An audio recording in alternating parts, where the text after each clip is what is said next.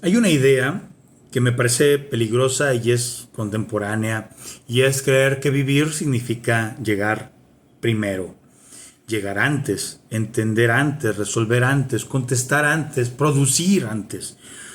Como si la vida fuera una fila interminable donde gana el que menos se detiene. Como si pensar fuera una pérdida de tiempo. Como si toda demora fuera una falla del sistema y no una condición necesaria para el aprendizaje. Me preocupa esta obsesión por lo inmediato. No porque la rapidez sea mala en sí misma. Hay cosas que deben ser resueltas pronto. Claro, nadie quiere a un médico que diga, vamos a contemplar este apéndice inflamado. Hay urgencias que son reales, pero no todo en la vida es urgencia. No todo merece ser tratado como trámite. Y sobre todo, no todo aprendizaje puede convertirse en atajo. La cultura contemporánea nos ha vendido una fantasía, la de la teletransportación permanente. Queremos llegar sin camino, saber sin estudiar, opinar sin leer, aprobar sin comprender, dominar una habilidad sin atravesar el cansancio de practicarla. Queremos el resultado, pero no el proceso, la respuesta, pero no la pregunta, la conclusión, pero no el conflicto, el diploma, pero no la transformación. Y es allí donde aparece el problema educativo, porque la educación no funciona como teletransporte. No aprende más quien llega primero a la respuesta. Aprende más quien se modifica durante el trayecto de búsqueda. No viaja más quien se teletransporta, viaja más quien se sumerge en el trayecto. Lo mismo sucede con la educación.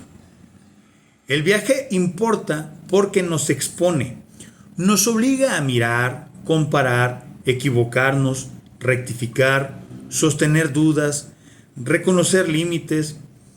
El trayecto nos cambia porque nos confronta con aquello que todavía no somos capaces de entender. Y esa confrontación, aunque incomode, es precisamente la raíz del aprendizaje. Vivimos en una época que sospecha todo lo que tarda. Una lectura larga parece castigo. Una explicación pausada parece aburrimiento. Una pregunta difícil parece pérdida de tiempo. Un silencio reflexivo parece vacío. Una clase que exige concentración parece anticuada. La impaciencia se ha vuelto una forma de inteligencia mal entendida. El que responde rápido parece capaz, y el que duda parece lento, y el que necesita tiempo parece débil.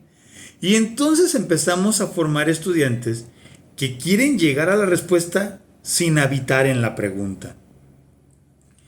La escuela entonces enfrenta una contradicción. Se le exige formar pensamiento crítico, pero recibe estudiantes moldeados por una cultura que premia la velocidad, la gratificación inmediata y la respuesta instantánea. Se le pide cultivar profundidad en una época que entrena la superficie. Se le exige formar sujetos reflexivos mientras todo alrededor les enseña a deslizar el dedo cuando algo les deja de entretener. Y por supuesto, luego nos sorprendemos. ¡Qué misterio tan insondable!, ¿no? Si acostumbramos a toda una generación a recibir estímulos rápidos, fragmentados y constantes, y después les cuesta permanecer 30 minutos frente a un texto complejo, nadie lo vio venir. Ni los algoritmos, ni los adultos, ni el sentido común, el menos común de los sentidos. Pero sería injusto culpar solo a los jóvenes. Ellos no inventaron la prisa, la heredaron. Nosotros también vivimos dentro de ella. Los adultos también queremos respuestas rápidas. También buscamos resúmenes, atajos, fórmulas, métodos infalibles, soluciones express. También preguntamos ¿qué tengo que hacer?, antes de preguntarnos ¿qué necesito comprender? También hemos reducido muchas veces la educación a eficiencia, productividad y evidencia. Queremos que el estudiante aprenda, pero rápido, que piense, pero sin desviarse, que cuestione, pero sin incomodar, que sea crítico, pero dentro del horario, y que se transforme, pero entregando el proyecto final antes del viernes a las 2 de la tarde. La prisa no solo está en los estudiantes, está en todo el sistema, en los programas saturados, en los calendarios comprimidos, en las evaluaciones apresuradas, en los formatos que piden resultados antes de que el proceso haya siquiera madurado. La escuela habla de aprendizaje significativo, pero muchas veces organiza el tiempo como si aprender fuera una línea de producción. Entrada, actividad, evidencia, calificación. Todo limpio, ordenado y verificable. También muy pobre cuando se olvida que aprender no siempre es avanzar en línea recta. A veces aprender exige perderse. Perderse en una idea, perderse en un libro, perderse en una conversación, perderse en una pregunta que no se deja avanzar. Pero la escuela, atrapada entre la burocracia y la ansiedad por los resultados, pocas veces permite perderse. Todo debe tener producto, rúbrica, entrega, ponderación y evidencia. El pensamiento debe justificar su existencia como si fuera gasto público.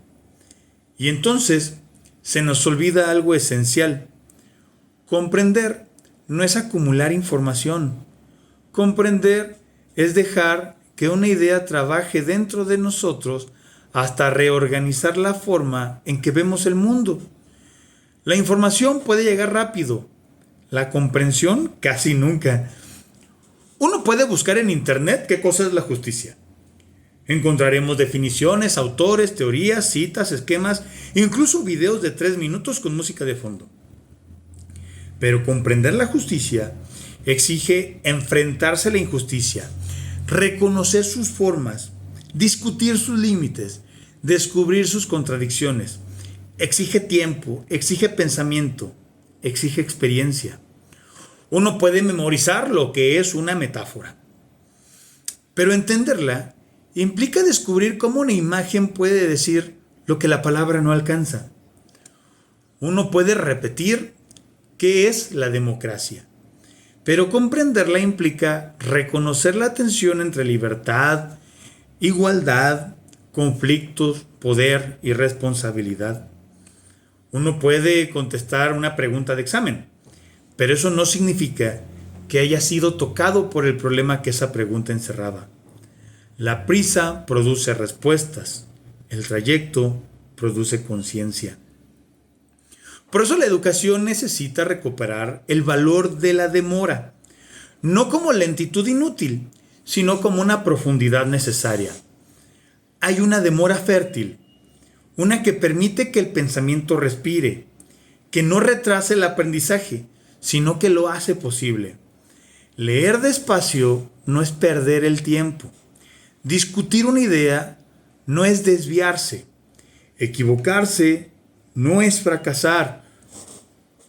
Volver a intentar no es retroceder. Guardar silencio para pensar no es ausencia de participación. El problema es que hemos sido entrenados para sentir culpa cuando no estamos produciendo algo visible, como si pensar no contara, como si madurar una idea no fuera trabajo, como si todo lo que no puede medirse de inmediato no existiera. La educación, si quiere seguir siendo educación y no administración de contenidos, debe defender el derecho al trayecto, el derecho a leer sin correr, a preguntar sin saber todavía hacia dónde vamos, a equivocarnos sin ser reducidos al error, a construir una idea antes de presentarla, a detenernos frente a lo difícil sin pedir de inmediato una salida de emergencia. Porque hay ideas que solo se revelan cuando uno camina dentro de ellas. Y aquí conviene decirlo sin adornos. No todo aprendizaje debe ser cómodo. No todo conocimiento debe entregarse envuelto en dinámicas agradables, lúdicas, colores llamativos y actividades que parezcan diseñadas por una agencia de cumpleaños pedagógicos. A veces aprender duele poco porque nos obliga a abandonar una certeza. Duele porque nos muestra que no sabíamos tanto como creíamos. Duele porque exige paciencia en un mundo que premia la reacción inmediata. Pero esa incomodidad no es enemiga de la educación, es parte de ella. El estudiante se desespera ante una pregunta difícil. No necesita solamente una respuesta rápida. Necesita aprender que su desesperación también es material de pensamiento. Necesita descubrir que no comprender de inmediato no es una forma de humillación, sino el inicio de una posibilidad. Y el docente, por su parte, necesita resistir la tentación de convertir todo en un atajo, porque a veces querer facilitar demasiado terminamos quitándole al estudiante la experiencia más importante, que es atravesar la dificultad. No se trata entonces de hacer difícil lo que puede ser claro. Eso sí sería una soberbia disfrazada de profundidad. Una soberbia. Se trata de no simplificar tanto que la idea pierda vida. Explicar no es empobrecer. Acompañar no es cargar al otro. Enseñar no es evitarle todo el esfuerzo al estudiante. Educar es construir las condiciones para que alguien pueda recorrer un camino que todavía no sabe caminar solo. Y ese camino necesita tiempo. Tiempo para leer, tiempo para discutir, tiempo para intentar. Tiempo para fracasar sin quedar marcado. Tiempo para volver sobre una idea y descubrir que la primera interpretación era apenas una puerta. La prisa nos roba el viaje porque nos convence de que el sentido está solamente al final. Pero en educación, muchas veces el sentido está en lo que ocurre mientras buscamos la respuesta. Está en el estudiante que al principio no entiende y luego empieza a sospechar. Está en quien cambia de opinión después de escuchar al otro. En quien descubre que una pregunta era más grande de lo que parecía. Está en quien aprende a sostener una idea sin reducirla a una frase difícil. La educación no debería formar personas obsesionadas con llegar primero, sino con personas capaces de llegar con mayor conciencia. Porque llegar sin haber cambiado es apenas desplazarse.